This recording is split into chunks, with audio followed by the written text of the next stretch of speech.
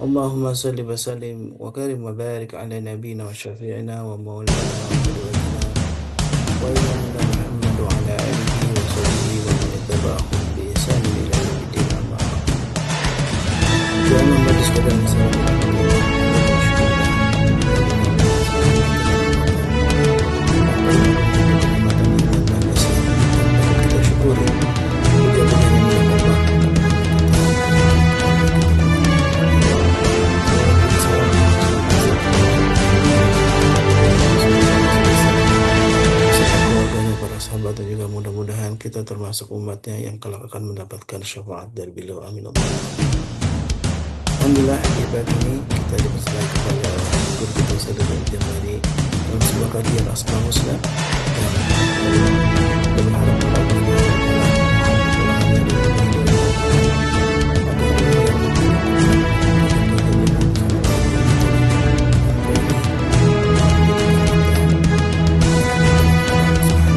menjadikan kita makin dekat kepada Allah Subhanahu wa taala dan menjadikan kita sebagai jadi wasilah dimudahkan bagi kita semua untuk meraih surganya Allah Subhanahu wa taala.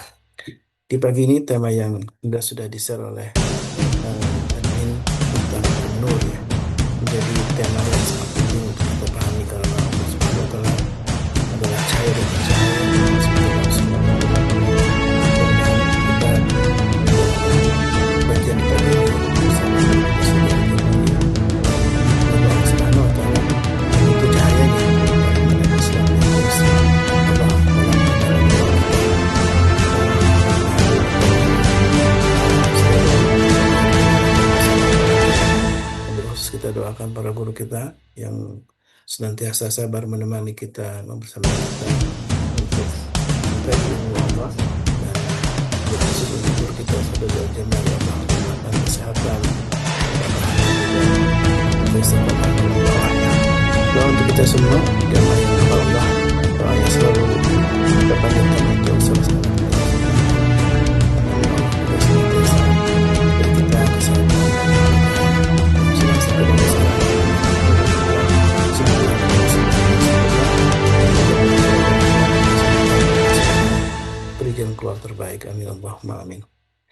Alhamdulillah sudah di bersama kita Asbahatum kaifa asbahatum sudah di Bahrain. Alhamdulillah. Menyenangkan kita Masya Allah, tinggi sekali dengan bahasa Indonesia.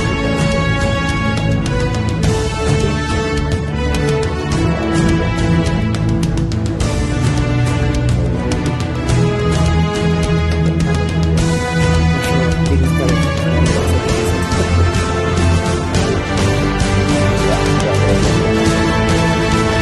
pernah somewhere out there in Europe. Masya Allah, tabarakallah. Alhamdulillah ya, semuanya juga merasakan di berbagai daerah juga hujan kayaknya merata saja. Berbagai daerah. Ya, yang saya tahu badai ada di Sukabumi, Bogor, sama Bekasi. Kalau yang BMKG. Baik, Ustaz, alhamdulillah kita akan memulai sebuah kajian dengan tema baru ya, An-Nur ya. Dan eh, dan An-Nur itu ternyata juga disematkan ke dalam Al-Quran ya. Al-Quran juga disebut dengan An-Nur gitu ya. Cahaya dalam satu surat saya baca bahwa Al-Quran juga disebut dengan An-Nur. Dan Allah tuh nurun, ada nur ya.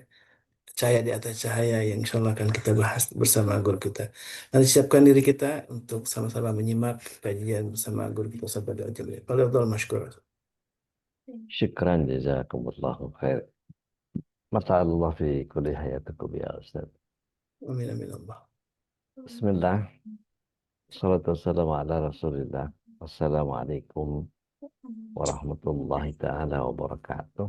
Waalaikumsalam Assalamualaikum warahmatullahi warahmatullahi wabarakatuh. wabarakatuh. Alhamdulillah. Alhamdulillahilladzi anzalna Qur'ana fi qulubil muslimin. Walladzi anzalna sakinatan fi qulubil mu'minin. Asyhadu an la ilaha illallah wahdahu la syarika lah, asyhadu anna Muhammadan abduhu wa rasuluhu la nabiyya wa rasulullah ba'dahu. Allahumma shalli wa sallim wa barik ala nabiyyina Muhammadin wa ala alihi wa sahbihi wa mawala. wala haula wala quwata illa billah, amma ba'd. Allahumma ya muallim Daud alimna, wa ya mufahim Sulaiman fahimna. Allahumma faqihna fid din wa alimna ta'wil. Bapak Ibu yang dirahmati Allah SWT, mari kita hadirkan kesyukuran sebagai sebuah keniscayaan kemakhlukan. Bagaimanapun yang Allah SWT hadirkan untuk kita, pasti itu adalah sebuah kebaikan. Semerundung apapun kedukaan, sebanyak apapun limpahan air mata, sekesal apapun rasa kita terhadap perlakuan orang, Allah SWT selalu memberikan penguatan di balik setiap apa yang Allah SWT inginkan dari setiap kita. Salawat serta salam semoga senantiasa tercurah ke hadirat Rasulullah SAW, berikut para keluarga, sahabat, dan para pecinta risalah dan syariat beliau hingga akhir zaman. Mudah-mudahan kita yang hadir pada kesempatan pagi hari ini bisa menjadi bagian dari golongan orang-orang yang mendapatkan syafaat beliau nanti. Amin. Bapak Ibu yang dirahmati Allah SWT, saya ingin mengajak Bapak Ibu untuk menyelami kembali apa yang Allah Subhanahu wa Ta'ala miliki dalam sifat-sifatnya, sehingga tak kenal maka tak sayang. Kalau kita nggak bisa mengenali apa yang ada pada Allah Ta'ala, maka kita akan punya kesulitan tingkat tinggi untuk bisa mengenali apa yang Allah Subhanahu wa Ta'ala yang ada padanya. Tentu bagian Asmaul Husna ini adalah bagian yang disclaimer-nya adalah saya bukan orang yang paling tepat untuk bisa menjabarkan ini. Akan tetapi Allah lah yang paling tahu tentang asma-asmanya. Rasul Shallallahu Alaihi Wasallam yang paling mampu menjelaskan sifat-sifat Allah Tabaraka wa Ta'ala. Hanya yang saya lakukan membaca dan mengulas kembali dari apa yang para ulama tuliskan tentang itu. Jadi kebesaran yang Allah Tabaraka wa Ta'ala miliki dalam begitu banyak nama-namanya membuat kita harus semakin dekat, harus semakin cinta, harus semakin takut, harus semakin membuat kita menjadi mendudukkan posisi di mana kita berhadapan dengan Sang Maha. Bapak Ibu yang dirahmati Allah SWT, kita bisa melihat di dalam surat yang ke-5, ayat yang ke-16. Allah SWT menyatakan, A'udzubillahi minasyaitonir rajim, yahdi bihillahu man ittaba'a ridwanahu subulas salam wa yukhrijuhum minadh dhulumati ilan nur biiznihi wa yahdihim ila siratin mustaqim. Jadi dengan kitab itulah Allah memberikan petunjuk kepada orang yang mengikuti keridhaannya ke jalan keselamatan. Dan dengan kitab itu pula Allah mengeluarkan orang dari gelap gulita kepada cahaya dengan izinnya dan menunjukkan ke jalan yang lurus. Ayat ini mendasari obrolan kita tentang betapa Allah lah yang harus kita mintakan kepadanya cahayanya. Baik itu cahaya hidayah, cahaya Al-Quran, maupun cahaya iman. Karena tanpanya kita bukan siapa-siapa. Sedikit kita mengulas di surat yang ke-10, ayat yang ke-100. Bicara tentang bagaimana iman adalah kekuatan yang Allah Tabaraka wa Ta'ala izinkan kita untuk mendapatkannya. Jadi di situ Allah SWT nyatakan, A'udzubillahi minasyaitonir rajim, wa ma kana li nafsin la yu'min illa biiznillah.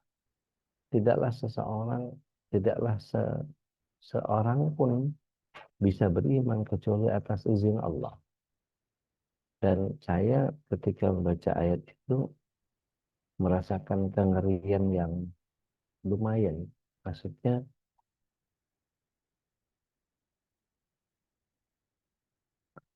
tidak terbayang oleh kita ketika Allah SWT tidak mengizinkan kita untuk kemudian mendapatkan iman seperti sebagaimana orang-orang kafir di luar sana.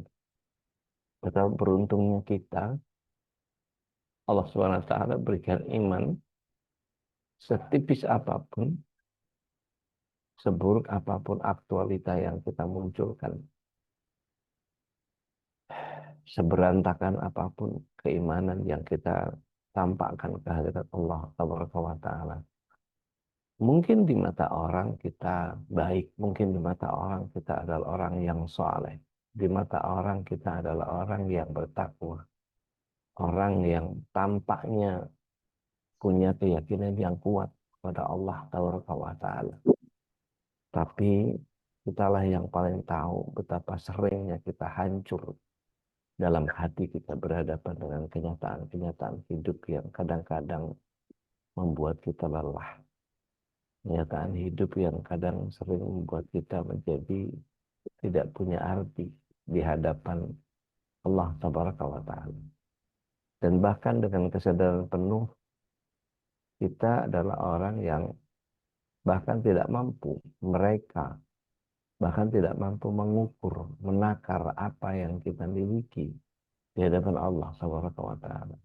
Maka kita adalah makhluk yang senantiasa berupaya untuk menghadirkan bahwa saya ingin menunjukkan kepada Allah bahwa saya adalah orang yang ingin dilihat oleh Allah Taala. Meskipun kadang-kadang itu hanya kesan yang ingin kita berikan kepada Allah Taala. Maka Al-Kisah Umar bin Khattab radhiyallahu anhu bersama dengan Ali, bersama dengan Hudzaifah radhiyallahu anhu. Mereka berkumpul satu hari. Kemudian Umar bin Khattab radhiyallahu anhu sang khalifah bertanya kepada Hudzaifah radhiyallahu anhu, bagaimana keadaan imanmu pagi ini wahai Hudzaifah? Maka Hudzaifah menjawab, ya Amirul Mukminin, hadal yaum, pagi ini aku tidak menyukai sesuatu yang hak. Aku menyukai yang fitnah, aku sholat tanpa wudhu, dan aku memiliki apa yang tidak Allah Ta'ala miliki. Kata Hudzaifah. Maka mendengar itu Umar langsung marah. Umar kan memang sungguh pendek ya.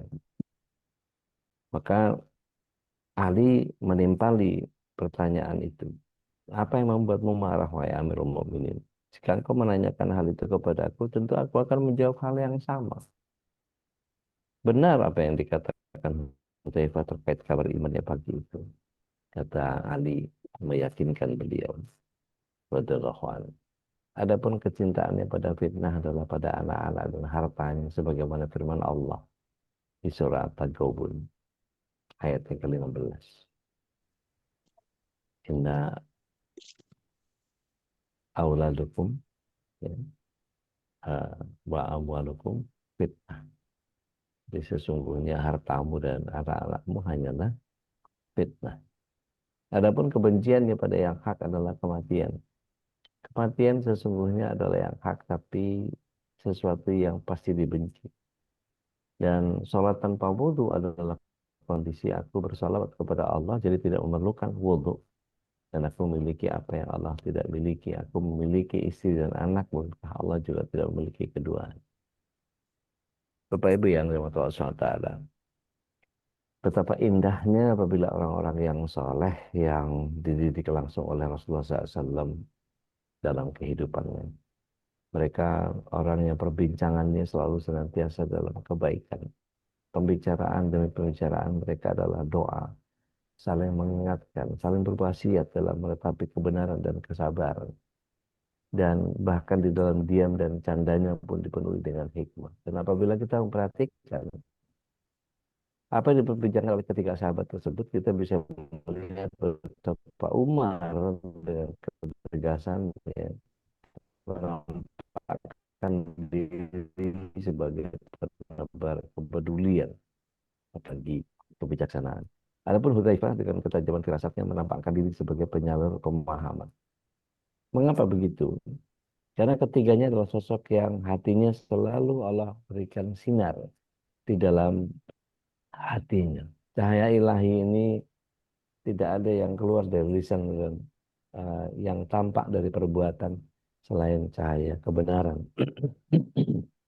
Maka dengan kata lain bisa disampaikan mereka adalah sosok manusia yang mampu meneladani asma Allah An-Nur dalam tingkat yang mendekati sempurna. Allahu a'lam. Ini mohon maaf, masjid sebelah sedang zikir pakai toa. Mudah-mudahan nggak ganggu kita. Tapi saya terganggu. Ala kulli hal. Allah adalah pemilik cahaya di dalam Al-Quran. Gelap dan terang dijadikan istilah untuk menggambarkan keburukan dan kebaikan. Dan gelap identik dengan ketiadaan cahaya, sedangkan terang sangat lekat dengan keberadaan cahaya. Di bawah cahaya terang itulah seseorang bisa melihat jalan yang dilalui hingga dia bisa sampai ke tempat tujuan dengan selamat. Ini siapa yang main? Sebentar.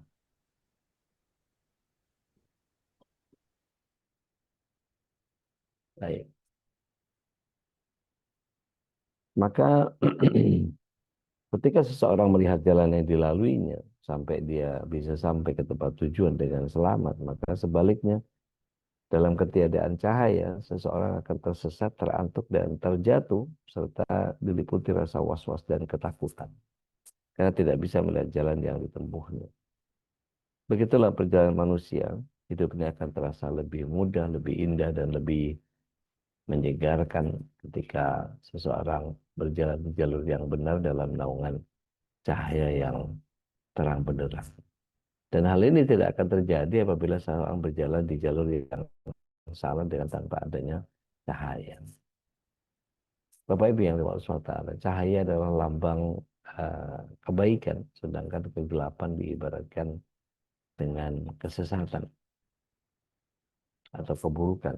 Maka dalam dua kubu ini uh, yang berlawanan, Allah yang Maha Agung menyebut dirinya sebagai An-Nur, cahaya yang, atau kita sebutnya sebagai Allah yang Maha Agung, sebagai zat yang memiliki cahaya dan sekaligus Maha Pemberi cahaya.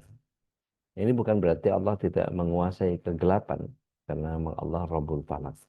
Gelap terang sepenuhnya dalam genggaman Allah Ta'ala. Maka Allah sebagai An-Nur menekankan bahwa dialah sumber cahaya, pemilik cahaya kebaikan, dan Allah cahaya langit dan bumi, dan Allah lah sumber kebenaran yang sangat mampu menyebarkan cahaya kebenaran tersebut kepada hamba yang dikehendaki. Maka dalam hal ini dia mengambil posisi sebagai lawan dari keburukan dan kegelapan yang dipimpin oleh syaitan. Kita lihat surat yang kedua, ayat yang ke-257. Beberapa ayat menegaskan hal ini, di mana Allah SWT sebagai pelindung orang yang beriman, dia mengeluarkan mereka dari kegelapan atau dari kekafiran kepada cahaya.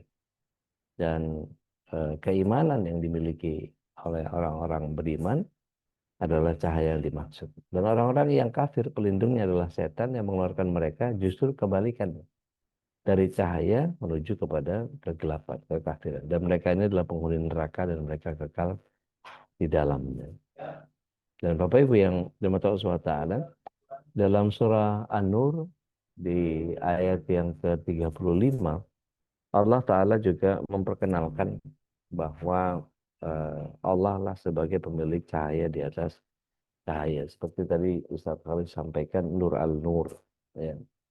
Jika kepada langit dan bumi, dan perumpamaan cahaya Allah adalah seperti sebuah lubang yang tembus, yang di dalamnya ada pelita besar, pelita itu ada di dalam kaca, dan kacanya seperti bintang yang bercahaya, seperti mutiara, yang dinyalakan dengan minyak dari pohon yang banyak berkahnya.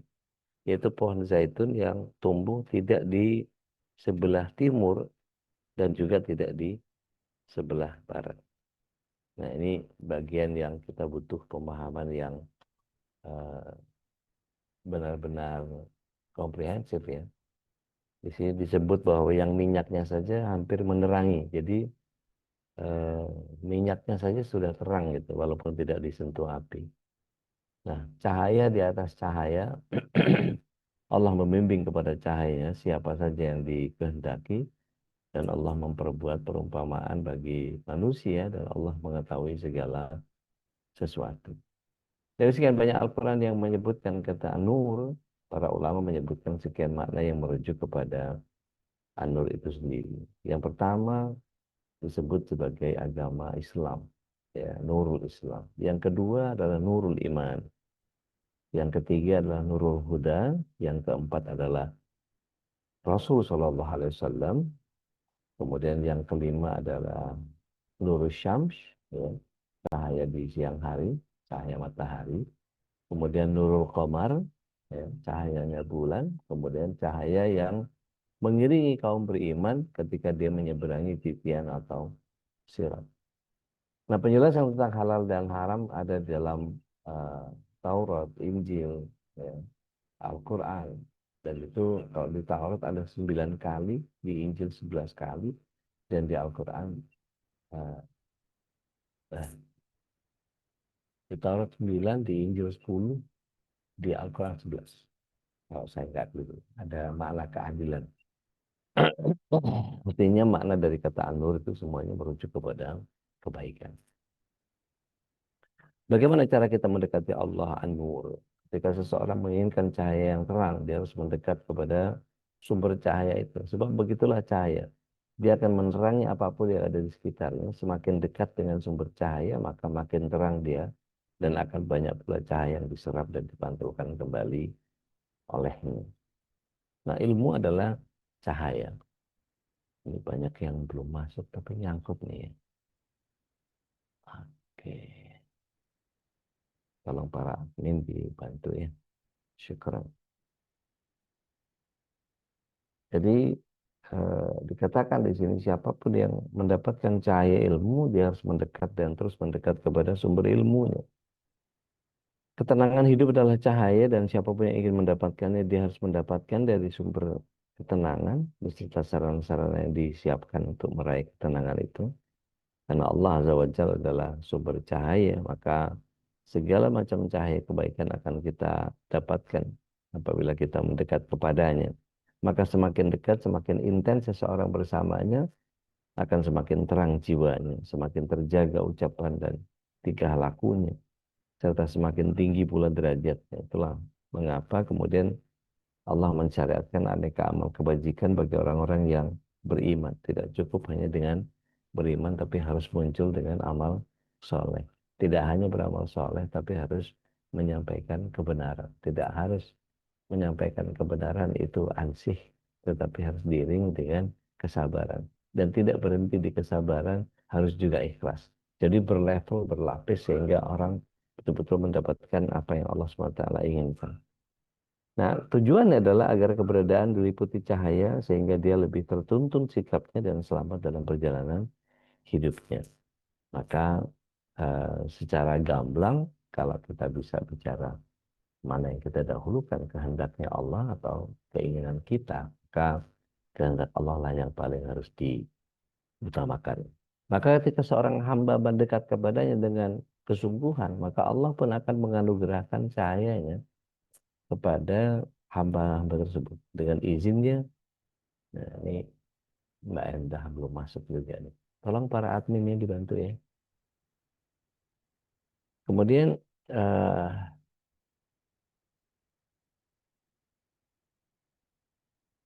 ketika eh, orang yang memang menginginkan agar Allah memberikan cahaya hidayah kepada, karena semakin banyak dia melakukan amal soleh, makin orang-orang yang di sekitarnya. Itulah sebabnya selain memperbanyak takarrub, mendekatkan diri kepada Allah sang pemilik cahaya, maka Rasulullah SAW mencontohkan kita untuk memperbanyak doa dan mohon cahaya. Jadi ketika menuju ke masjid, Rasulullah SAW selalu senantiasa meminta, Allahumma ja'al fi qalbi nura, wa fi lisani nura, wa fi sam'i nura, wa fi basari nura, wa an yamini nura, wa an shimali nura, wa fi amami nura, wa fi yasari nura, wa fi tahti nura, wa fi fawqi nura, wa fi ja'ali nura. Jadi bayangkan kalau kemudian saya nggak tahu di sini yang sering nonton San Goku siapa ya? Tahu ada yang namanya Senseiya. Ya, jadi kalau tahu Senseiya itu eh, biasanya eh, San Goku versi yang tingginya. Jadi begitu dia membentang tangan, kemudian jadi apa namanya? Jadi lebih menyala begitu ya. Nah, kira-kira begitulah kita ketika berhadapan ya dengan doa ini. Kita minta doa kanan kiri, depan belakang, lisan, semua dari tubuh kita, hati kita, masya Allah. Dan spirit an-nur, kita berusaha untuk meraih cahaya ilahi. Maka siapapun yang dari kita berhak untuk mendapatkan limpahan cahaya darinya, namun tidak semua orang bisa mendapatkannya. Kita ke surah 24, surah An-Nur ayat yang ke-35. Hanya orang yang memenuhi syaratlah yang akan bisa mendapatkannya. Maka ketika Allah SWT nur al-nur, maka Allah memberikan petunjuk dengan cahayanya bagi orang yang dikehendakinya. Siapa yang dikehendaki oleh Allah Taala? Ini bagian yang uh, kemudian kita pahami betul bahwa di ayat berikutnya kita lihat di ayat 36 ya. Mereka memuliakan menyebut namanya dengan bertasbih pada pagi dan petang. Rasulullah SAW bersabda, apabila seorang hamba menjaga sholatnya, menyempurnakan wudhunya, rukuknya, sujudnya, dan bacaannya, maka sholat ini akan berkata, semoga Allah menjagamu seperti kau menjagaku. Lalu dia naik dengannya ke langit dan cahaya sampai kepada Allah Ta'ala, dan sholat pun memberikan syafaat kepadanya. Di dalam hadis riwayat Tabrani dinyatakan seperti itu. Yang kedua, mereka tidak akan dilalaikan oleh perdagangan dan jual beli, pekerjaan, bisnis, dan aktivitas duniawi yang lainnya dari mengingat Allah. Jadi mereka menjadikan Allah sebagai pusat kehidupan. Dan semua aktivitas dilakukan, maka ini adalah wujud dari pengabdiannya kepada Allah. Dia yang mengarahkan dan mengatur semua itu untuk Allah, bukan dia yang diarahkan dan diatur oleh Allah. Pekerjaan, bisnis, dan urusan duniawi lainnya sehingga jauh dari Allah. Dan yang ketiga, mereka menunaikan sholat dan zakat serta takut kepada hari akhir ketika penglihatan menjadi gunjang di ayat 37. Mereka sangat yakin karena ada hari pembalasan sehingga mereka bersungguh-sungguh dalam menjalankan ketaatan kepadanya. Mereka tunduk patuh dan khusyuk dalam sholatnya dan mengeluarkan sebagian dari hartanya di jalan Allah Azza wa Jalla. Alhamdulillah. Berhenti juga yang di masjid. Selain ketiga hal yang dimaksud ini, nurullah adalah yang diberikan kepada mereka membaca surah Al-Kahfi ya, pada setiap malam atau hari Jumat. Maka Rasulullah SAW bersabda, siapa yang membaca surah Al-Kahfi pada hari Jumat, saya akan dipancarkan cahaya untuk umat. Masya Allah. Maka wajib Allah Ta'ala akan menjadikan hati dan wajahnya penuh cahaya. Itu makanya kalau kemudian kita melihat ada orang yang mungkin nggak tampan, mungkin nggak cantik, tapi bercahaya. Jadi di ITB tahun 80 itu pernah ada penelitian terhadap kulit yang wudhu sama kulit yang nggak wudhu. Ternyata eh, secara dermal, ya, secara eh, fisiologis. Jadi itu tampak begitu diperbesar foto pada orang yang berwudu sama orang yang tidak berwudu itu ternyata seperti ada membran, eh, semburat putih itu di ujung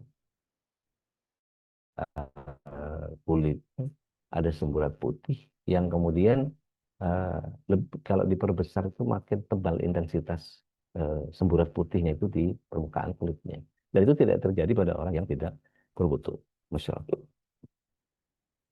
Ahli tahajud kata Imam Hasan Al-Basri, wajahnya enak dipandang mata. Bagaimana tidak mereka berkhalat dengan zat yang maha rahman. Kemudian Allah memberikan cahayanya kepada orang ini. Dan bahkan Zarmuji mengatakan ilmu adalah cahaya. Sementara wudhu pun juga merupakan cahaya. Maka dengan uh, wudhu ini cahaya ilmu akan uh, gemilang. Maka saudaraku, ketika kita ingin mendapatkan cahaya ilahi, teruslah mendekat kepadanya dengan amalan-amalan yang disuka. Sekuat dan semampu apapun yang kita lakukan, jangan pernah lelah, jangan berkeluh kesah, dan berterus asa dari mengejar cahaya. Sebab cahaya inilah yang kelak sangat dirindukan oleh semua manusia di akhirat, termasuk kaum munafik. Maka terungkap dalam Al-Quran, Allah Ta'ala memanggil semua manusia dalam hadis riwayat At-Tabrani yang ada di akhirat dengan nama-nama mereka. Ada tirai penghalang darinya atas hamba-hambanya. Adapun di atas sirat, Allah Ta'ala memberikan cahaya kepada setiap orang yang beriman dan orang munafik. Jika mereka telah berada di tengah jembatan, maka Allah akan segera merampas cahaya orang-orang munafik. Mereka menyeru kepada orang-orang yang beriman, tunggulah kami agar kami dapat mengambil sebagian dari cahayamu. Mari kita lihat surah Al-Hadid ayat yang ke-13.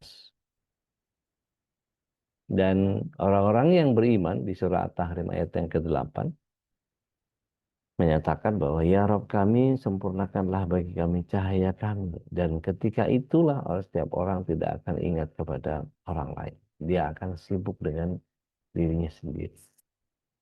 Kalau sekarang saya mungkin disibukkan dengan beberapa persoalan ya, tadi suara toa masjid, terus tadi beberapa eh, jamaah yang datang telat mesti diadmit ya.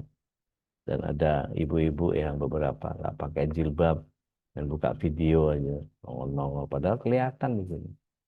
Gitu. Nggak berpahala ngelihat ibu-ibu buka aurat, itu dosa malahan. Gitu.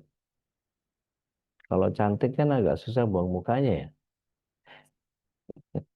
Masalahnya gelap semua tadi ngebaur gitu ya. Baik, tuh ada Mas Rizky itu. Mohon diadmit. Baik, ada satu mutiara kisah ketika ada firasat tentang kemampuan mengenali sosok dan kepribadian seseorang. Ini hanya melihat wajah atau dari tanda bahwa yang ada pada dirinya. Di antara sosok orang yang memiliki firasat tajam adalah sahabat Umar bin Khattab.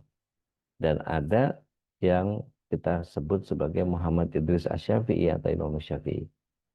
Ketika menjabat sebagai khalifah, Umar bin Khattab senantiasa memeriksa dan memantau pekerjaan dan harta para pegawainya. Satu hari mendengar Abu Sufyan bin Harb pulang ke Madinah setelah menemui Muawiyah, anaknya, yang saat itu menjadi gubernur di Syam.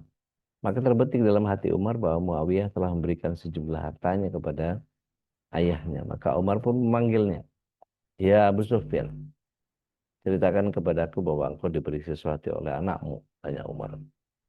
Abu Sufyan menjawab dengan jawaban yang menunjukkan bahwa dia tidak mendapatkan apa-apa. Tapi firasat Umar mengatakan bahwa Abu Sufyan pasti diberikan harta yang banyak. Maka dia pun memegang cincin Abu Sufyan yang dikenakannya. Lalu memintanya untuk mencopot cincin tersebut lalu diberikan kepada Hindun, istri Abu Sufyan. Hindun kemudian diminta untuk menyerahkan bungkusan berisi harta yang dibawa oleh suaminya dari Syam. Maka Hindun pun menyerahkan bungkusan itu. Maka Umar mendapati uang sebanyak 10.000 dirham dalam bungkusan itu. Khalifah yang punya julukan Al-Faruq kemudian membawa uang tersebut dan menyerahkan kepada Baitul Mal kaum muslim. Jadi Umar bin Khattab dalam kitab Wa Usul Siyasah, itu dalam kecerdasan fuqaha dan kecerdikan khulafa, ya. Kitab yang mu'alifnya adalah Syekh Muhammad Khubairi, itu dikisahkan seperti itu. Adapun tentang Imam Syafi'i, Al-Humaidi mengisahkan pengalamannya gurunya sendiri. Aku, kata Imam Syafi'i, bepergian ke daerah Yaman untuk mencari buku-buku tentang firasah agar aku bisa menulis dan menyusunnya. Maka di tengah perjalanan aku bertemu dengan seorang laki-laki yang tengah duduk di depan rumahnya. Matanya biru, dahinya lebar, dan tidak berjenggot. Apa di sini tempat persinggahan? Tanyaku kepadanya. Iya, jawabnya. Imam Syafi'i melanjutkan, kulihat wajah orang ini tanda-tanda kehinaan. Ini adalah tanda terburuk dalam ilmu firasat. Laki-laki ini kemudian mempersilahkan aku menginap di rumahnya. Sungguh, dia demikian baik kepadaku. Dia menghidangkan makan malam, memberi kewangian, menyiapkan rumput untuk kuda tungganganku. Dan selain itu dia menyiapkan kasur lengkap dengan selimutnya untuk malam itu aku tidur sangat lelap. Apa gunanya buku-buku firasat ini, pikirku dalam hati. Maka demi melihat sosok lelaki yang begitu baik kepadaku, kendati tampangnya memancarkan kehinaan dan keburukan. Firasatku salah tentang lelaki itu, kataku. Keesokan harinya aku minta pembantuku untuk melepaskan tali kekang kudaku, aku menaikinya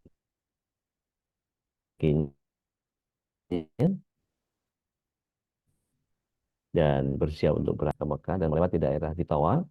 Tanyakan kepada orang-orang di mana rumah Muhammad bin Idris Asy-Syafi'i. Mampirlah ke rumahku itu. Tetapi lelaki ini malah menjawab, memangnya aku ini budak, budak bapakmu. Apa maksudmu? Kataku. Kata Imam Syafi'i. Dia menjawab, perlu kau ketahui aku membelikan untuk makanan dengan 2 dirham, wangian 3 dirham, rumput 2 dirham, harga sewa kasur dan selimutnya 2 dirham. Mendengar ini aku sangat kaget, maka aku perintahkan pembantuku untuk memberinya uang sejumlah yang dia sebutkan. Ada lagi yang lain? Kataku kepadanya. Dia menjawab, harga sewa rumah karena aku telah membuatmu tidur nyaman, sementara aku rela bersempit-sempit untukmu. Aku merasa bahagia karena buku-buku firasat yang semula aku duga sia-sia, ternyata bermanfaat juga. Setelah itu aku bertanya lagi kepadanya, ada lagi biaya yang lain? Menjawab dengan ketus, pergilah. Semoga Allah menghinakanmu, aku tidak pernah melihat orang seburuk dirimu. Dan kisah yang lain diungkapkan oleh muridnya yang lain, yaitu Ar-Rabi bin Sulaiman. Dia menyatakan, kami menemui Asy-Syafi'i sebelum dia meninggal dunia ketika kami berempat, aku, Al-Buwaiti, Al-Muzanni, dan Muhammad bin Abdullah bin Abdul Hakam. Syafi'i menatap kami sesaat, kemudian dia terus menatap kami satu persatu, lalu berkata, engkau, wahai Abu Ya'qub, akan mati di balik jeruji besuimu. Engkau, wahai Muzanni, kelak di Mesir, engkau akan sejahtera dan damai. Engkau akan menemui satu masa di mana engkau akan menjadi orang paling ahli dalam bidang kias, sedangkan engkau, wahai Rabi', akan menjadi orang paling berguna bagiku dalam menyebarkan buku-buku dan ajaranku. Kemudian Syafi'i lalu berpaling ke arah Abu Ya'qub dan berkata kepadanya, bangkitlah engkau, wahai Abu Ya'qub, isilah halaqah majelisku. Arabi menuturkan ternyata apa yang diprediksi Asy-Syafi'i benar-benar terjadi. Dan begitulah salah seorang mengikhlaskan dirinya kepada Allah, pasti Allah akan menerangi pandangan dan hatinya dengan cahayanya, membuka pintu makrifat yang bisa mencengangkan akal, dan keikhlasan Imam Syafi'i dalam ilmu dan amalnya membuatnya bisa meraih segala macam ilmu pada zamannya. Dan dia menjadi orang yang paling berilmu ketika itu. Dan firasahnya pun sangat tajam sehingga sangat jarang meleset. Jadi bagaimana Ustaz meneladani An-Nur? Di dalam catatan ini dituliskan, hafalkan dan dawamkan doa memohon cahaya. Allahumma ja'al fi qalbi nura wa fi lisani nura wa fi sam'i nura wa fi basari nura wa an yamin. Nanti saya share. Maka jadikan keikhlasan sebagai nyawa amal dan kesungguhan dalam taat sebagai hiasan diri. Jaga wudhu, karena wudhu adalah cahaya yang akan menghalangi dari kemaksiatan. Dan perbanyak melangkah ke masjid, terlebih pada malam dan subuh hari, maksudnya Isya. Maka sesungguhnya melangkah ke masjid di kegelapan akan mendatangkan cahaya di akhirat. Jauhi kemaksiatan sekecil apapun. Sungguh kemaksiatan dapat memadamkan cahaya keimanan dan menggelapkan wajah, dan perbanyaklah mentafakuri kebesaran Allah agar mata batin kita terbuka sehingga cahaya hidayah menyinari relung jiwa kita. Al-Quran sumber cahaya, maka yang biarkan kita jauh dan melalaikan diri dari Bapak Ibu yang dirahmati Allah SWT ketika meminta kepada Allah eh, di kehidupan kita ini sebagai pemberi cahaya kepada kita, tidak ada satu kebaikan kecuali kebaikan itu akan menarik kebaikan yang lain, dan tidaklah kebaikan itu datang kecuali akan menyinari wajah, menyalakan cahaya jiwa, membukakan pintu rizki, menguatkan tubuh, menambahkan cinta dalam hati. Begitulah Ibnu Abbas menyampaikannya kepada kita. Hadallahu wa iyyakum ajma'in. Qulu qawli hadza astaghfirullah li wa lakum billahi min syarril haq. Akhir da'wana alhamdulillahi rabbil alamin. Wassallallahu nabi Muhammad wa ala alihi wa sahbihi ajma'in. Saya serahkan kembali ke Ustaz Khalid supaya tafadhal masykur ya Ustaz. Ya, alhamdulillah, syukurlah. Jazakallah khairan, Ustadz Jambari. Mudah-mudahan Allah Subhanahu wa Ta'ala jadikan kajian di pagi ini bisa menambah memahami kembali tentang betapa cahaya Allah yang telah Allah terangkan dalam diri kita dalam berupa hidayah. Ya, Allah teruskan istiqamahkan terus ya dalam kebaikan-kebaikan. Dan tadi sebutkan juga bahwa ilmu itu adalah cahaya ya. Kita dengan istiqamah berwudu terus itu juga ada bentukan menjadikan cahaya, karena kaum orang Islam itu akan dikenali oleh Rasulullah salah satu dari bekas cahaya wudhu gitu ya. Baik jamaah Allah, silakan, kita masih ada waktu untuk bersama guru kita Ustaz Dodi untuk berbagi rahmat. Silakan yang ingin bertanya atau mungkin ingin sharing tentang baik tema ini maupun ada yang lainnya, silakan. Dan ketika ilmu itu menjadi cahaya, disebutkan juga bahwa tidak akan mungkin diberikan kepada orang yang bermaksiat saja. Al-ilmu nurun, dan ilmu itu karena cahaya maka tidak akan diberikan kepada orang yang bermaksiat. Nah, ini ilmu ini mungkin pemahaman bahwa ilmu sebagai cahaya ini apakah termasuk ilmu secara umum saja? Apakah ada ilmu syariat saja yang memang disebutkan bahwa ilmu ini sebagai cahaya? Bismillah, wassalamu ala rasulillah. Allah alam, jika ada yang mengatakan bahwa ilmu itu cahaya, tapi bahwa istilah atau kias terhadap makna cahaya itu sendiri juga menjadi multi interpretatif ya. Contoh misalnya ketika Rasulullah SAW tinggal di Madinah itu menyebut Madinah Al-Munawwarah, Madinah yang penuh dengan cahaya, atau ada yang menerjemahkan sebagai the sparkling city, atau yang ada yang menyebutnya bahwa Madinah itu kota yang tidak hanya ada cahaya iman, tetapi cahaya hidayah, cahaya Al-Quran ada di situ semua. Sehingga kalau ditanya apakah ilmu itu cahaya, tentu eh, boleh-boleh saja orang beranggapan seperti itu. Nah, apabila diperkuat dengan pernyataan bahwa sesungguhnya ilmu adalah cahaya, ini bagian yang kemudian kita harus melihat bahwa eh, bagian yang seperti ini diungkapkan oleh siapa. Tapi sebetulnya eh, ilmu sebagai penerangan atau menerangi jalan kehidupan ini beberapa momen menjadi luar biasa. Dengan ilmu kita bisa membedakan benar mana yang benar, mana yang salah. Dengan ilmu kita bisa membuka pintu kemajuan. Dengan ilmu kita bisa menghilangkan kebodohan. Dengan ilmu kita bisa menuju kepada keridhaan Allah. Maka menuntut ilmu ini bagian yang kemudian kita memang membutuhkan cahaya untuk itu. Dan ilmu agama eh, sebagai cahaya penerang, bukan ilmu yang biasa. Artinya gini, kalau dibandingkan antara ilmu agama dengan ilmu yang lain, tentu kita lihat dari sisi kebaikannya dulu. Gitu. Eh, Pengguna ilmu menjadi bagian yang sangat luar biasa ketika kita tahu bahwa ada hal yang semua pengetahuan itu tergantung daripada orang yang memilikinya. Artinya the man behind the gun-nya. Kalau the gun-nya nggak ada masalah, dia nggak bernyawa. Tetapi the man behind the gun-nya, orang yang ada di balik cahaya apa, di balik pemegang cahaya itulah yang jadi penting. Ketika misalnya eh, kita melihat sebuah mata pisau, itu siapa yang pegang dulu? Kalau di eh, tangan seorang koki, maka menjadi luar biasa. Akan jadi makanan-makanan yang enak. Eh, di tangan para eh, pengukir, semuanya menjadi indah dengan pisau-pisau itu. Tapi di mata para begal, di para apa preman, maka tidak menjadi indah bagian yang seperti itu.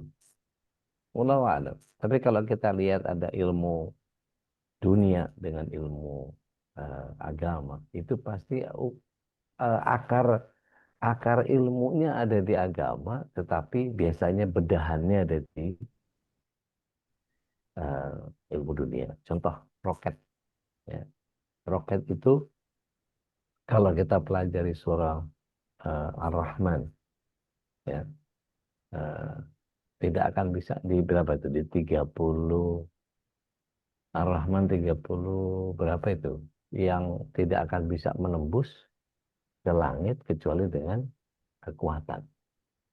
Nah, itu kan kita bisa bermain dengan anak-anak di SMP sudah bermain dengan botol apa namanya botol mineral yang kemudian dipompa gitu kemudian dia bisa melejit ke atas gitu dengan kekuatan karena memang ada dorongan dari kompresi udara dan seterusnya dan itu prinsipnya ada di dalam Al-Quran.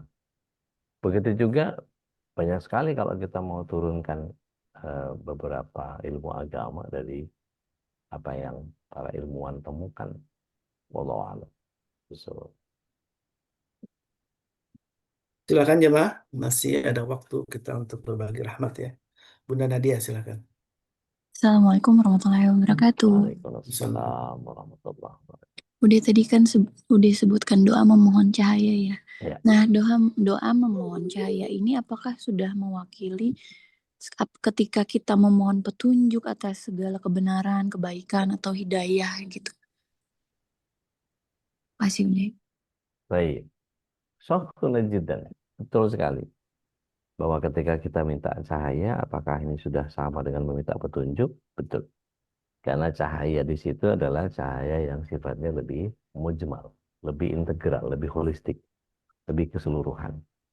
Maka dengan meminta cahaya kepada Allah, maka ini adalah bagian yang kemudian semuanya jadi ngikut. Ya cahaya iman, ya cahaya Al-Quran, ya cahaya hidayah, ya cahaya kebenaran, dan seterusnya. Wallahu a'lam bishawab. Yang terbayang di saya adalah ketika eh, apa istilahnya eh, justru lebih lebih nyaman terang ketimbang gelap. Kita kalau saya nggak tahu nih, ada orang yang senang temaram nggak di sini? Artinya ya bukan terang yang menyilaukan, tapi terang yang meneduhkan gitu. Ini kalau misalnya salah satu contoh, eh, saya buka misal, saya pentokin sampai, nah ini saya yang silau malah. Mungkin kelihatannya kalau di Bapak Ibu nggak terlalu sama aja gitu ya, objek ini aja, tapi ketika full saya yang nggak bisa ngelihat malah silau gitu. Jadi sebaiknya saya turunkan ini hanya sekitar 20% saja, baru bisa nyaman. Allah ada. Mbak Nana silahkan.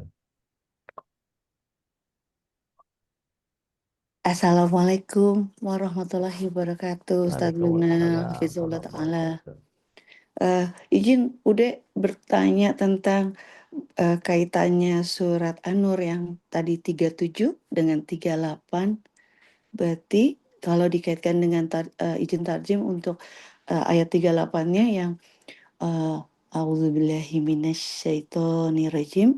Mereka melakukan itu agar Allah memberi balasan kepada mereka dengan yang lebih baik daripada apa yang telah mereka kerjakan, dan agar Dia menambah karunia-Nya kepada mereka.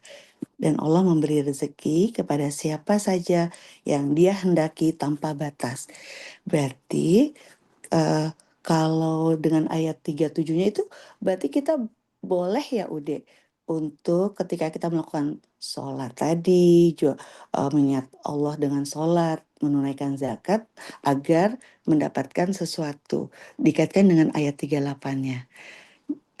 Itu pertanyaan Nana Ude. Terus tadi kalau Nana tidak salah Ude tadi menanyakan menyatakan tentang surat Ar-Rahman. Berarti ini Nana coba mencari betul ayat yang 33 ya Ude, Ya, kalau nggak salah. yang tentang wahai golongan jin dan manusia, jika kamu sanggup menembus melintasi penjuru langit dan bumi, maka tembuslah. Itukah yang dimaksud Ya, Ustaz? betul. Dan Sudah tidak akan bisa menembus itu kecuali dengan kekuatan. ya, dengan kekuatan. Iya, Ila bisultan. iya, Gitu. betul Baik. sekali. Kecuali Baik. dengan kekuatan dari Allah. Betul. Bismillah. Wassalamu ala Rasulillah. Kalau kita lihat secara sederhana, yang dimaksud di situ adalah beberapa tafsir, terutama kalau dari ulama-ulama tafsir seperti dari Al-Muyassar misalnya. Saya ambil misalnya dari Syawaba Az-Zuhaili, beliau pakar fikih dan tafsir di Syria. Jadi ayat 38 itu menyatakan bahwa melalui bertasbih, maka melalui tasbih inilah kemudian Allah akan membuat atau artinya balasan-balasan yang diberikan kepada orang-orang mukmin dengan sebaik balasan atas amal soleh yang mereka dan mereka ditambahkan oleh Allah kebaikan dan kemuliaannya melebihi batasan yang dijanjikan. Jadi Allah memberikan hambanya yang dikehendaki rezeki yang luas tanpa dihitung. Bahkan Syekh Muhammad Sulaiman Al-Asqar, mudarisnya tafsir Universitas Islam Madinah, menyatakan ayat itu Allah SWT diharapkan bisa liyajzihum, ya, liyajzihumullah, mereka memberikan balasan, ya, dengan ahsanuma amil, dengan yang lebih baik dari apa yang mereka kerjakan. Jadi balasan yang sesuai dengan apa yang dijanjikan kepada mereka, dan ini ada pelipat gandaan yang sampai bahkan 10 kali lipat atau bahkan 700 kali lipat. Jadi kalau dikatakan bahwa Allah itu memberikan satu tambahan karunia kepada mereka, maka dengan balasan yang lebih dari apa yang mereka dapati.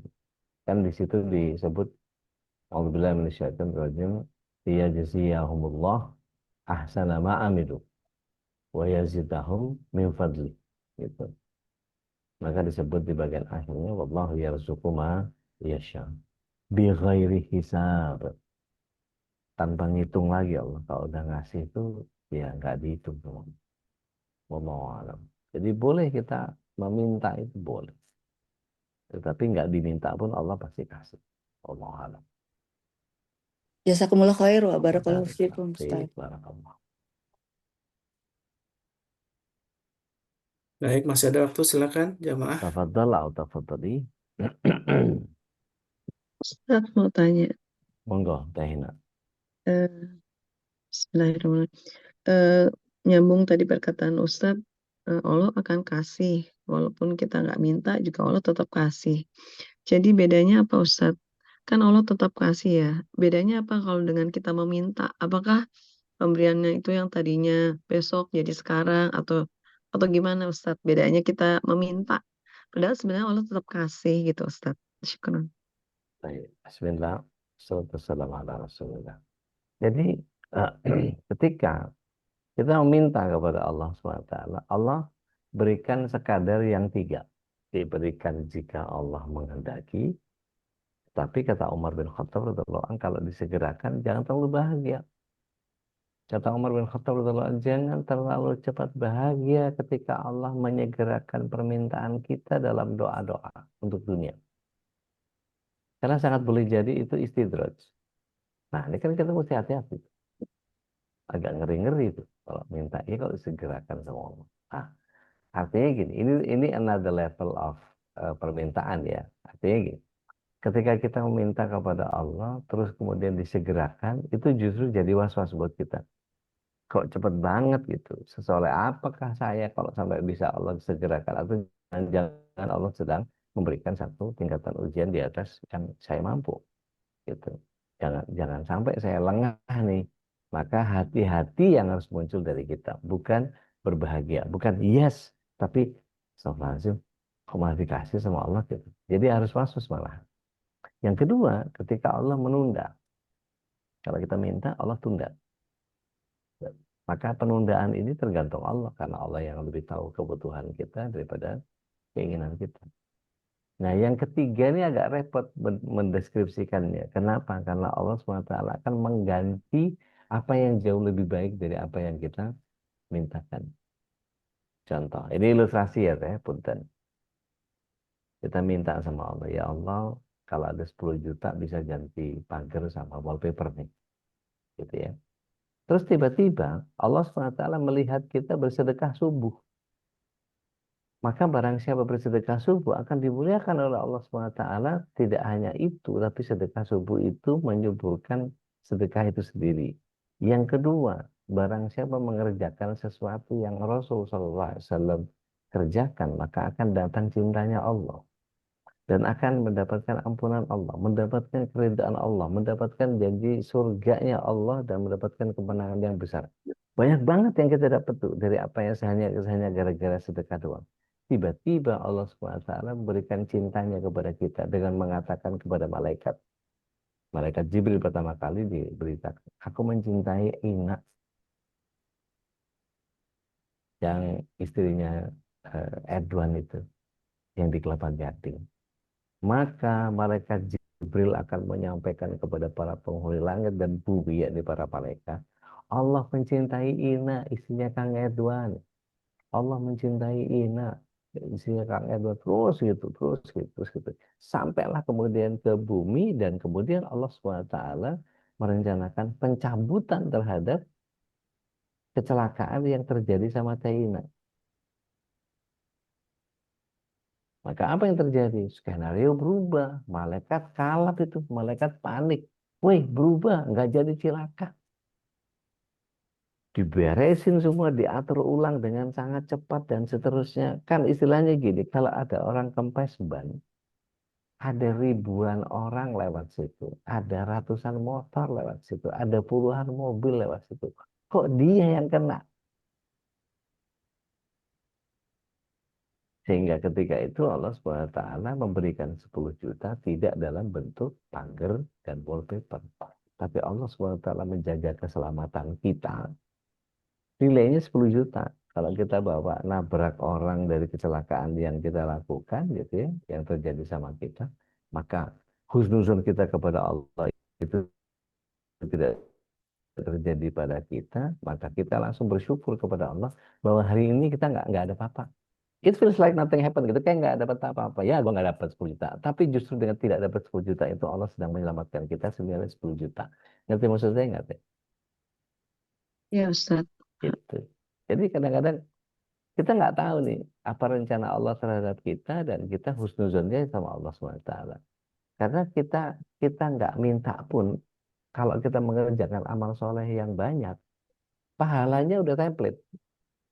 Baca Al-Quran, satunya 10 kebaikan. Artinya gini, mohon maaf ya, yang tersinggung mohon tersinggung saja senyumnya. Ketika saya sebut angka-angka kodifikasi dari Al-Quran, surat sekian, ayat sekian, adakah dari kita kemudian sibuk buka mana Quran? Mana Quran? Buka surat sekian aja. Kemudian rebutan. Karena ada beberapa orang yang paling Mbak Reni, paling Mbak Nita, paling Teh Nadia, paling cepat. Itu udah siap soalnya. Gitu. Karena dia tahu Hmm. bahwa ada template dari Allah, satu huruf baca Al-Quran itu ada 10 kebaikan. Mohon izin ya, kalau kita ada di satu majelis, saya ngelihat betul itu. Begitu saya sebut kodifikasi angka dari Al-Quran, surat sekian, ayat sekian. Dia nggak kunjung membuka HP-nya, dia nggak kunjung melihat Al-Qurannya, dia cuma dengerin apa yang saya sampaikan. Loh, kok bisa begitu? Padahal pengetahuan tentang bahwa satu huruf itu 10 kebaikan itu ada pada dirinya. Nah, kan kita nggak bisa maksa. Saya nggak bisa maksa. Buka nggak? Buka nggak? Buka nggak? Buka nggak? Gitu. Nggak bisa. Tapi setiap orang tergerak. Siapa yang bisa menggerakkan itu? Allah Tabaraka wa Ta'ala yang menggerakkan. Dan alhamdulillah Bunda Renata baru masuk. Dengan hadirnya Bunda Renata maka tuntas kita acara kajian pagi ini. Jadi Bunda Renata menutup nih kajian kita pagi hari ini. Gitu teh. Ya, Wallahu Ustaz. a'lam bishawab. Tapi kalau kita minta itu pakai konsekuensinya 3. Tapi kalau nggak diminta, template tentang pemberian Allah yang di surat An-Nur 38 tadi itu memang sudah disediain sama Allah SWT sebagai sebuah template. Kita minta nggak kita minta, Allah akan berlaku seperti itu kepada kita. Tapi artinya yang kita minta harus tetap diminta. Artinya sebagai penghamba memohon kepada Allah harus minta supaya ada hubungan antara kita dengan Allah Tabaraka wa Ta'ala. Nggak cuma sekedar Allah maha tahu lah apa yang gue kepengen. Nggak bisa begitu. Tetap kita minta, tetap menjadikan Allah SWT sebagai sumber tempat meminta. Prinsipnya iya kan na'budu wa iya kan Allah. Mari tak monggo. Syukran Ustaz. Afwan. Mari tak monggo. Assalamualaikum warahmatullahi wabarakatuh. Waalaikumsalam warahmatullahi wabarakatuh. Ude Ya. tergagah-gagah dengar Ude menjelaskan. Eh, mungkin ini nggak berhubungan dengan apa yang eh, topik hari ini, Nur. Yang saya mau tanya, Ude kan awalnya tuh bukan seorang mubaligh yang belajar dari pesantren atau sekolah ke Madinah seperti menantu Ude ya dan anak-anak Ude. Ude kan juga mungkin sama lah sama saya yang dulu kehidupannya udah kayak roller coaster dan segala macam. Tapi Ude bisa seperti ini terutama tadi saya mendengar Ude bisa menjabarkan Allah tuh maksudnya begini dalam surat ini. Belajarnya gimana ya Ude? Mau itu tolong di-share buat kita semua sehingga kita juga nggak cuma dengerin Ude tapi kita ada oh iya harus begini ya gitu. Gitu Ude. Monggo. Assalamualaikum warahmatullahi wabarakatuh. Waalaikumsalam warahmatullahi wabarakatuh. Saya hanya berusaha mengenali, Mbak.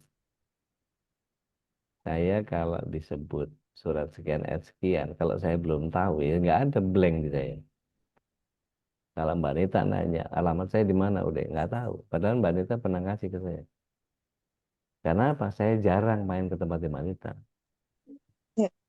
Tapi kalau Mbak Nita nanya sebenarnya saya Teh Nadia di mana, saya tahu exactly precise. Saya bisa sebut. Bahkan bisa jadi penunjuk arah. Karena saya pernah dan sering. Gitu. Saya ditanya sama Ustadz Khalis rumah saya di mana nggak tahu. Saya bisa cari sih. Gitu. Artinya gini, mengenali itu adalah interaksi sering. Kenapa saya bisa menyebut surat sekian ayat sekian, surat sekian ayat sekian? Karena saya punya kegemaran kalau ingin melihat sesuatu itu tidak hanya dari kulitnya saja. Saya punya kebiasaan, ini mungkin saya nggak tahu, wallahu alam, apakah Allah SWT memberikan pembelajaran kepada saya dari Allah Yarham Qasim Nur Sehat, karena saya anak angkatnya. Jadi beliau itu pernah siaran di Radio Delta tempat saya bekerja, di mana eh, beliau minta meja besar. Padahal ruang studio yang buat rekaman itu kecil banget. Jadi kalau dikasih meja besar itu orang nggak punya ruang. Jadi mejanya diminta tuh gede, sekian kali sekian. Dalam hati nih, dalam hati karena saya nggak tahu apa yang beliau lakukan gitu. Lebay banget ini Kiai, dalam hati ya. Dalam hati nggak ngomong saya. Saya kepengen tahu apa sih ini kerjakan. Itu dengan hikmatnya saya nurunin tasnya beliau dengan buku yang banyak itu, saya rebut dari tangan beliau, izin Kiai, saya bawa, saya taruh di meja itu. Jangan taruh meja, taruh bawah aja. Beliau duduk, beliau gelar itu satu kitab di sini, satu kitab di sini, satu kitab di sini, satu kitab di sini. Itu terus sampai ada sekitar lebih dari 15 kitab yang beliau pegang. Begitu beliau bicara, beliau buka satu-satu itu. Di kitab ini begini, di tafsirnya anu begini, di.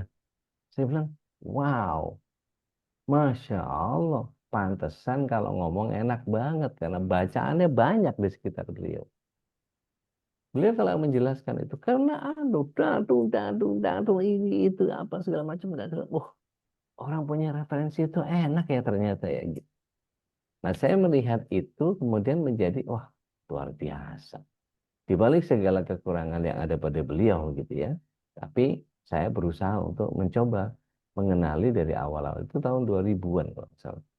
Saya berusaha mencari semua literatur dan kemudian saya senang mengulang-ulang. Ayat ini maksudnya apa? Ayat ini maksudnya apa? Versinya ini siapa? Saya punya keunikan yang Mbak Nita boleh boleh ikuti. Saya punya 11 ustadz yang selalu saya tanya untuk persoalan yang sama. Masya Allah. Saat ini gimana? Kirim. Ini gimana? Kirim. Ini gimana? Kirim. Saya SMS semuanya. Dan jawabannya saya sarikan. Dari ini begini, dari ini begini, dari ini begini. Saya ambil konklusi yang paling umum. Nah, saya senang sama salah satu pembimbing saya, Ustaz Dr. Andes Zainul Mustafa, Master Agama, beliau, PTI. Itu kalau ngejelasin, begitu beliau ngebuka satu persoalan tentang A, beliau buka ayat Al-Qur'annya, beliau buka hadisnya, beliau jabarkan bagaimana para ulama memahami itu dan bagaimana para alim mempraktekkan itu dan kemudian terakhir bagaimana kita pick and apply hal itu kepada kehidupan kita. Dan itu selalu membuat saya terkagum-kagum cara beliau menjelaskan itu. Dan literaturnya kayak dia duduk di perpustakaan, ngebuka yang ini lihat. Buka yang ini lihat. Buka yang ini lihat. Dan seterusnya. Karena pola saya talaki belajar sama beberapa guru. Saya memang bukan lulusan Madinah, saya bukan lulusan sekolah agama, tapi jangan lupa saya menjalani talaki cukup lama. Kurang lebih sekitar 6 tahun. Talaki itu guru-guru saya beragam. Ustadz Daud Rashid, Ustadz Muslim Abdul Karim. Itu. Saya pernah mulazamah sama Ustadz Firanda di Madinah. Sama Ustadz Abdul Bahrain di Madinah. Sama Ustadz Tamaruddin Abdul Rasul di Mekah. Jadi kalau mau dikumpulin itu semua, tapi saya belajar dari begitu banyak guru. Sehingga kalau ada orang yang mengatakan ini itu apa segala macam, ya saya kembali kepada paling gampang Al-Quran dan Sunnah, selainnya setan. Itu tertancap betul di kepala saya. Al-Quran dan Sunnah selainnya setan.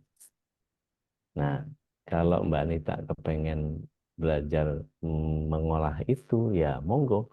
Silahkan dibaca banyak-banyak dari ayat-ayat itu. Sehingga dia menjadi kenal seperti kita mengenali sekian banyak orang yang saya kenal.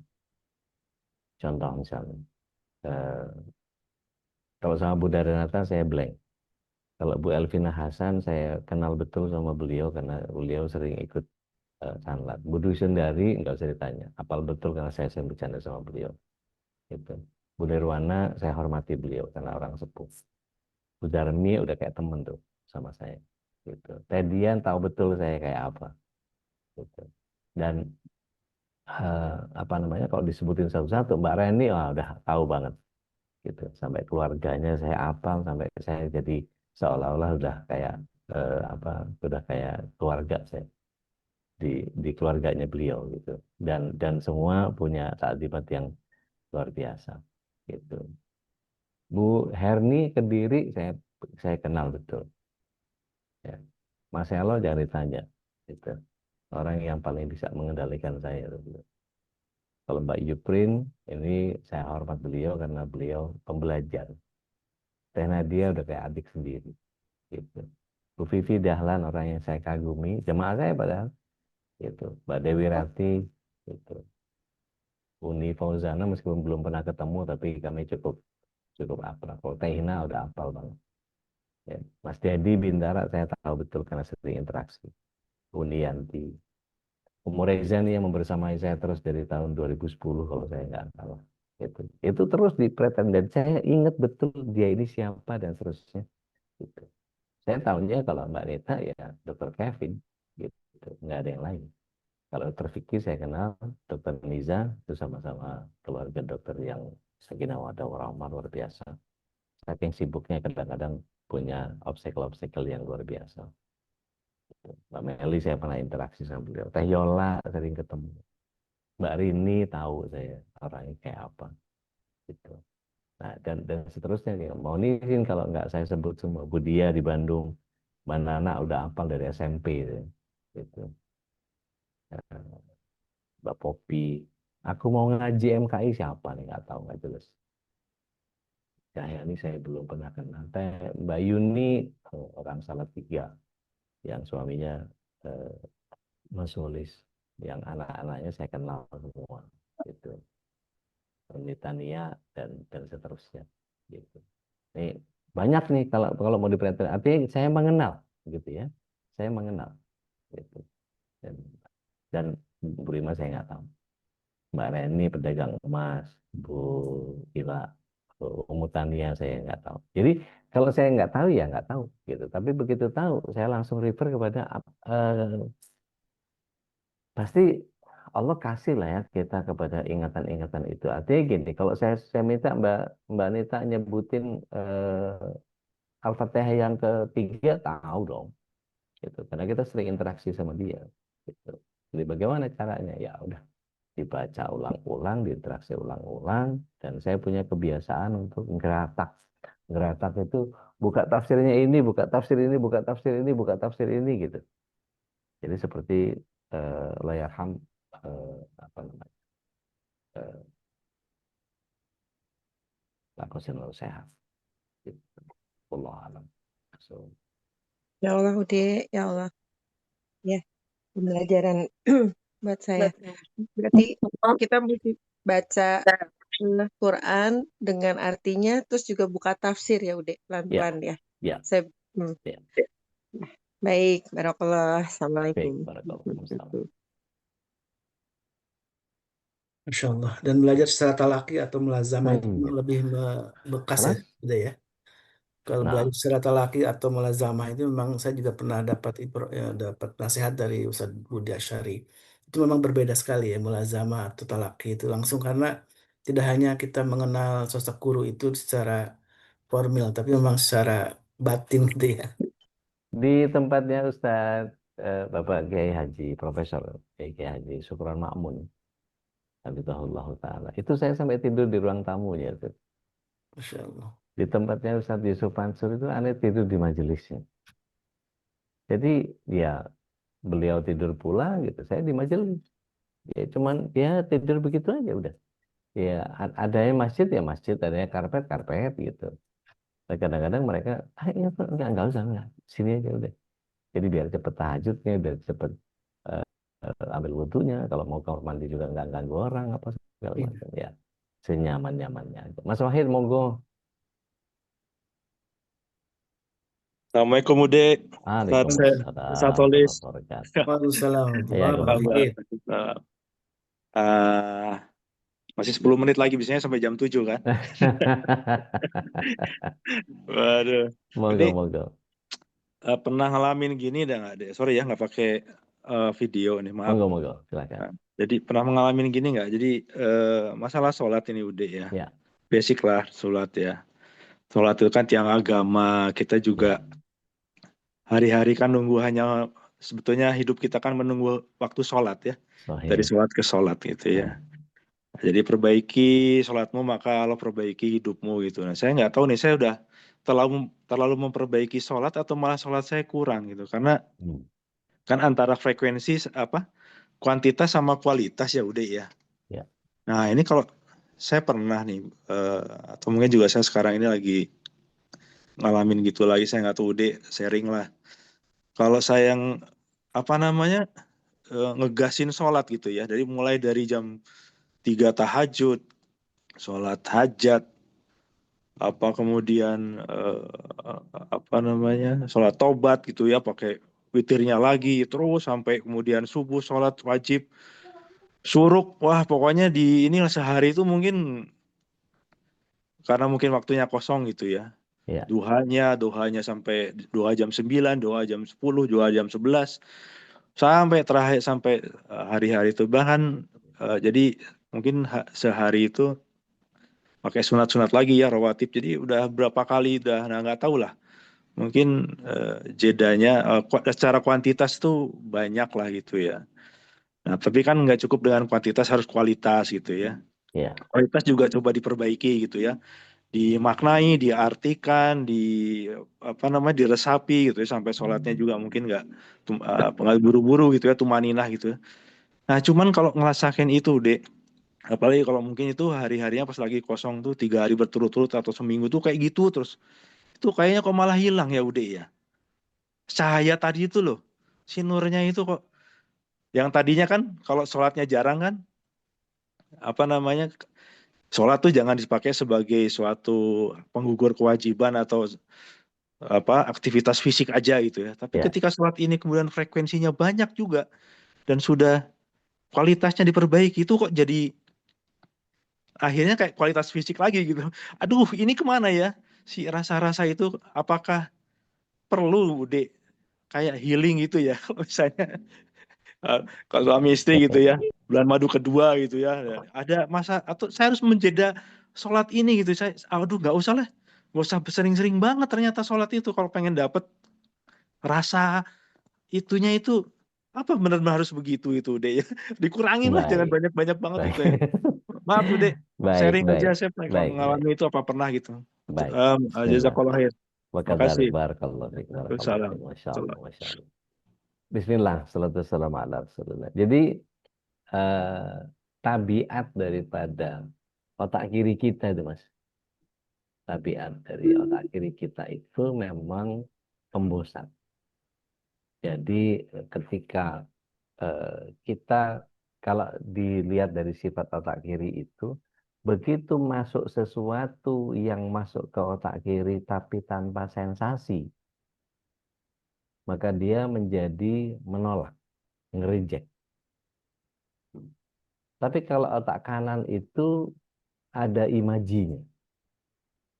Jadi bagaimana caranya supaya bisa tetap mengaktifkan kuantitas dengan kualitas yang setara.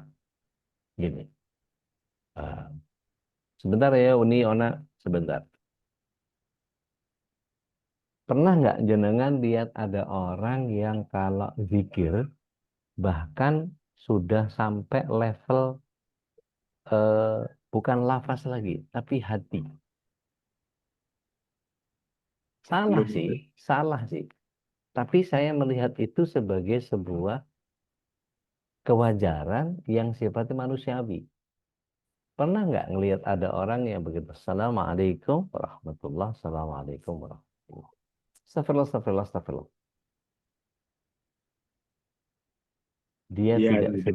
Dia tidak sedang beristighfar. Dia hanya melafazkan lafaz astagfirullah di lisan. Karena istighfar yang 3 kali itu sudah ada di otak kiri.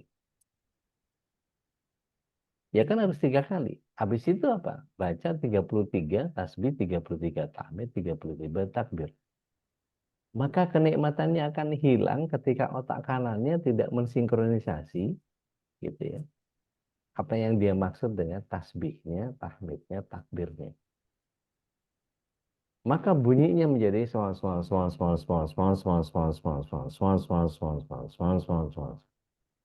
yang penting 33. Dalam. Betul autopilot. Jadi robot.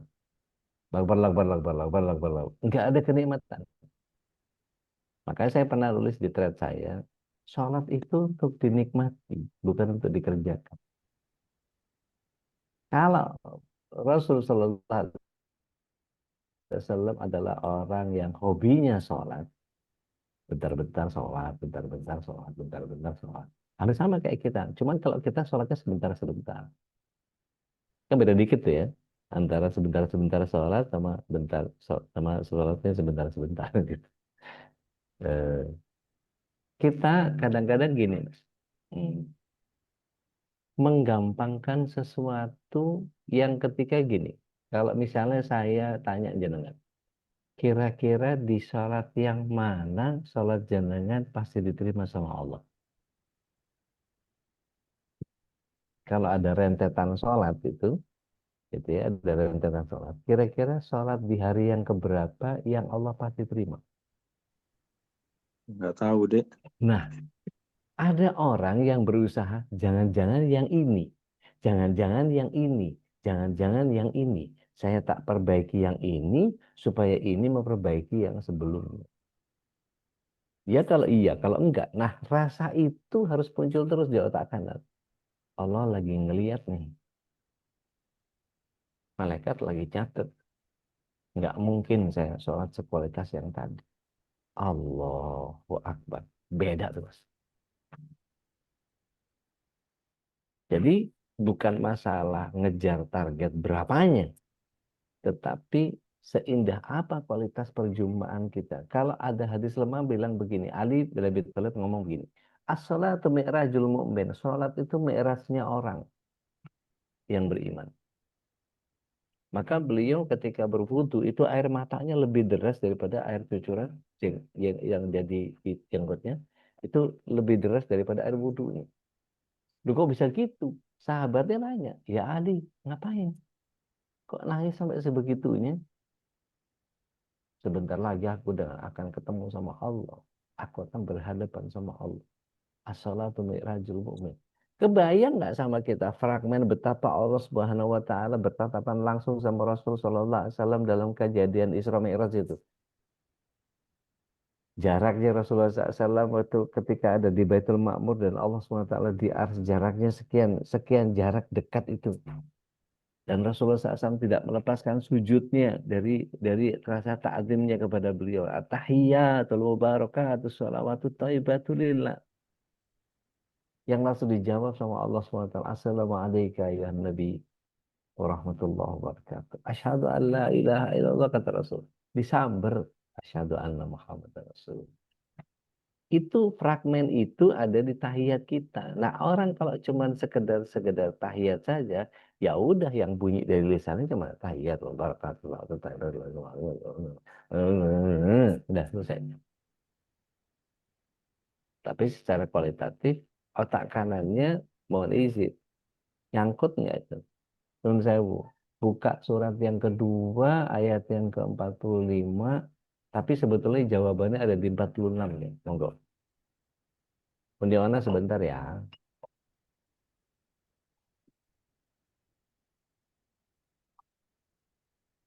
Allah Karim. Surat 2 ayat 45 udah. 2 ayat 45 udah.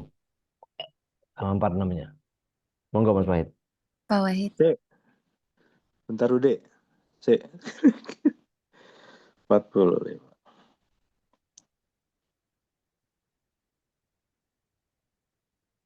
Allah. A'udzubillahi minasyaitonirrajim. Mohonlah pertolongan kepada Allah dengan sabar dan sholat. Iya. Sesungguhnya sholat itu benar-benar berat, kecuali bagi orang-orang yang khusyuk. Astagfirullahaladzim. Coba 46. Khusyuk itu apa?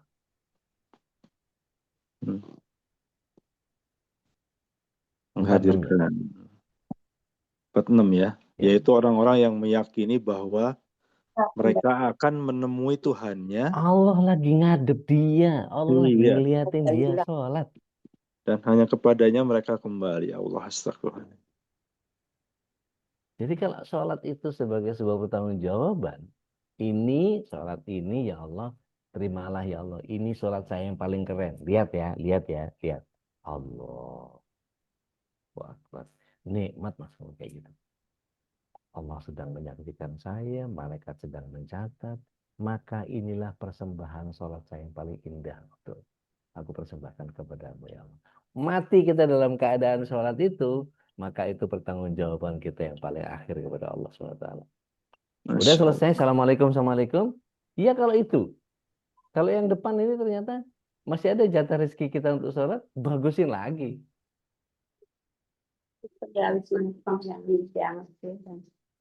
Gitu, gitu Mas.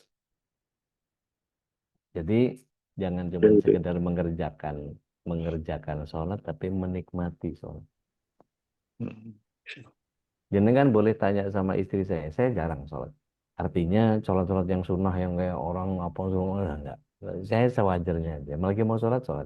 Tapi saya betul-betul perhatikan sholat saya yang saya tahu bahwa ini saya punya idealisme gini, bagus atau enggak sama sekali.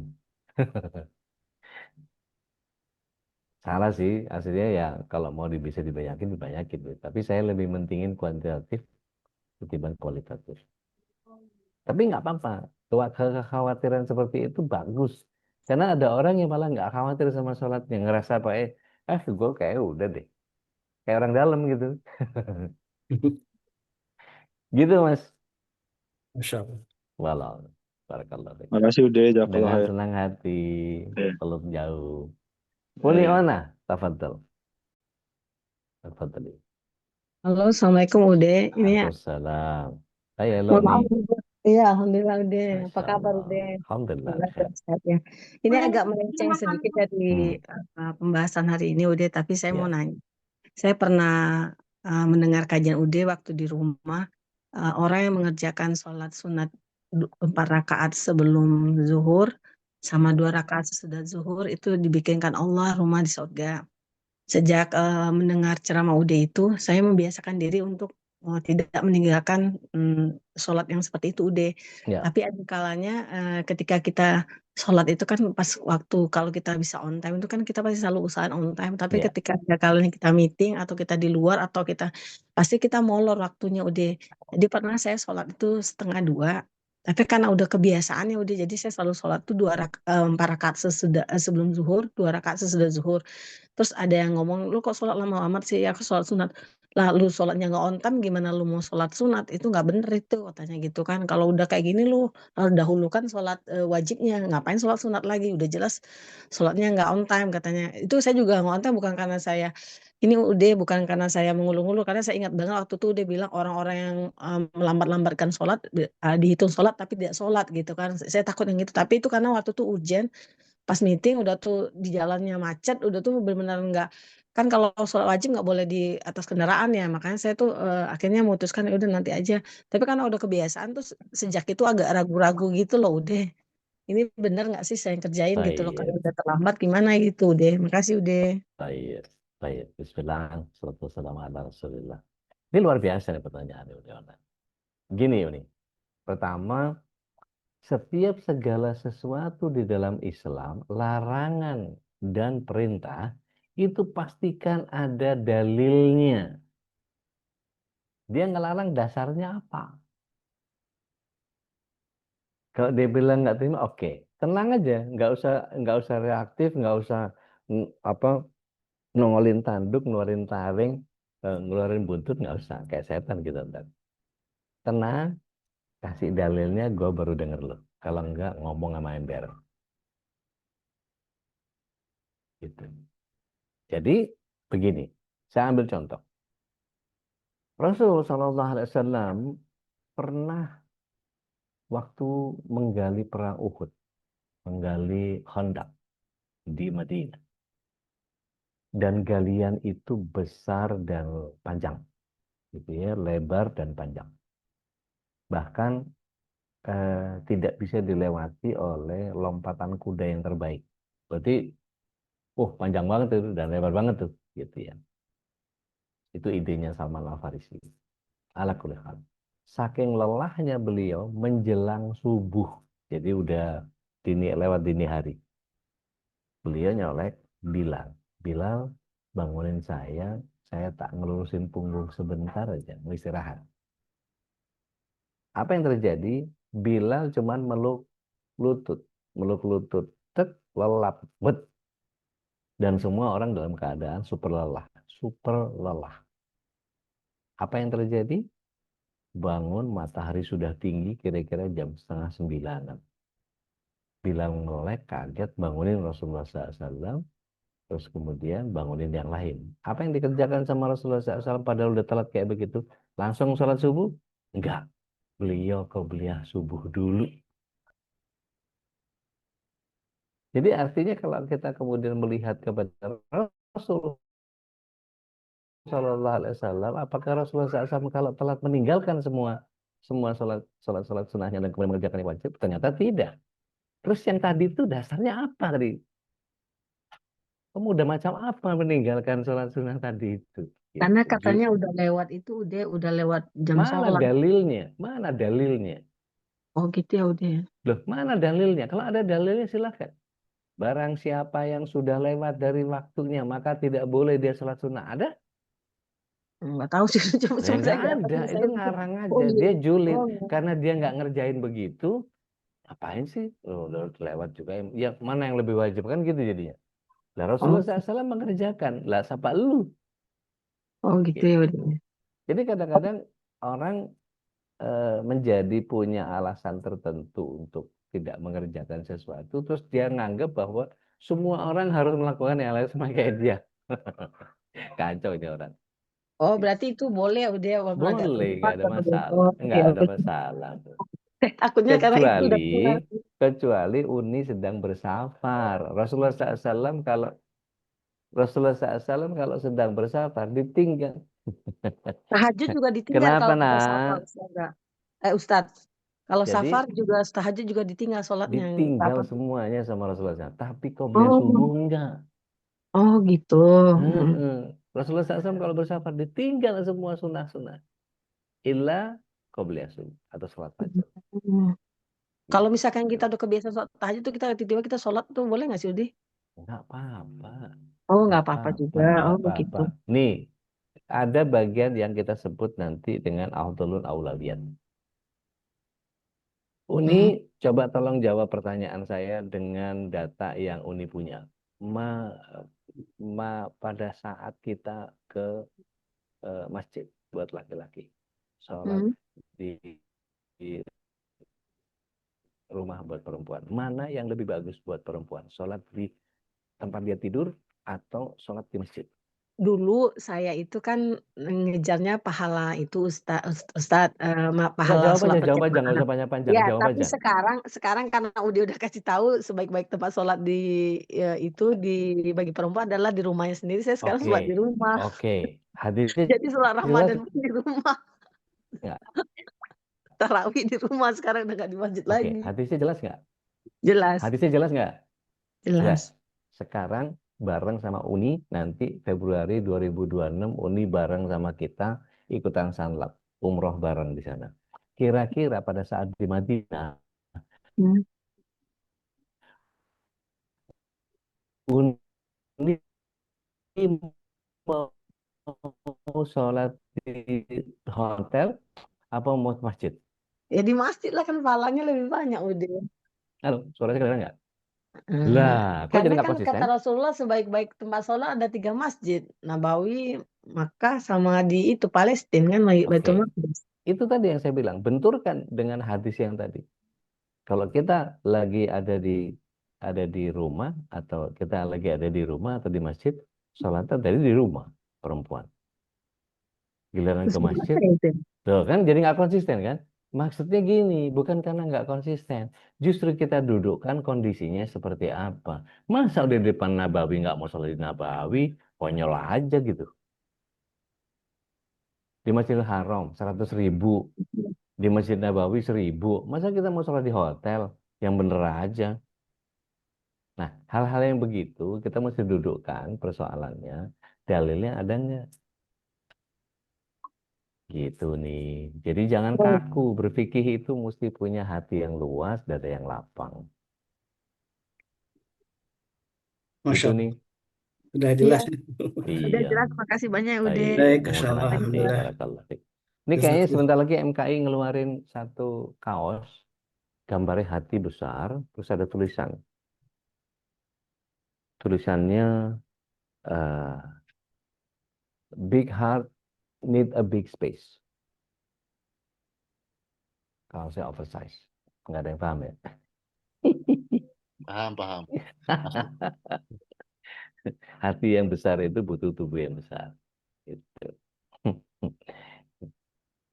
Baik, alhamdulillah, Syed Dodi sudah jam 7 lewat, Masya Allah, tabarakallah, Insya Allah. jazakallah khairan atas waktunya, dan kalau ada yang masih bertanya, insya Allah masih Di mudah Allah grup, menjumpakan kita ya kembali grup. dengan Uday. Besok masih ada sekolah ya Bunda, kita Insya kembali berjumpa Allah. dengan Ustaz Ruli juga, insya Allah kita akan terus mengurai tentang syariat ini, dan alhamdulillah tadi tentang cahaya, ilmu adalah cahaya Allah, dan juga cahaya Al-Quran adalah cahaya. Mudah-mudahan subhanallah, Allah subhanahu wa ta'ala terus memberikan kita cahayanya dengan selalu memohon kepadanya. Amin Allahumma amin. Baik, kita tutup majlis ini dengan doa kafatul majlis. Subhanakallahumma wa bihamdika asyhadu an la ilaha illa anta astaghfiruka wa atubu ilaik. Alaikum ada nabiyakum. Assalamualaikum warahmatullahi wabarakatuh.